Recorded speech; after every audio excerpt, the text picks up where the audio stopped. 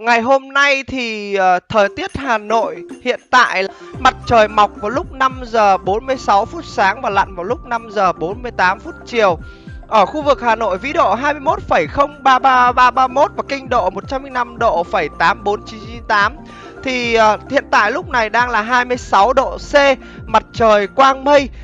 Cao nhất là ở 26 độ và thấp nhất cũng ở 26 độ, không có biên độ cao về việc thay đổi đột ngột thời tiết trong thời gian sắp tới. Và đây là cập nhật trong lúc 20 giờ 51 phút của ngày cách đây khoảng 2 tiếng đồng hồ.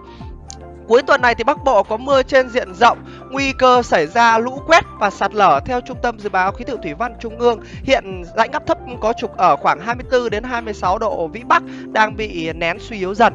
Thì đây là những cái thông tin dành cho bạn, là bạn yên tâm là tối nay sẽ không có không khí lạnh đổ vào khu vực Hà Nội, nên là bạn không lo cái việc là bị lạnh.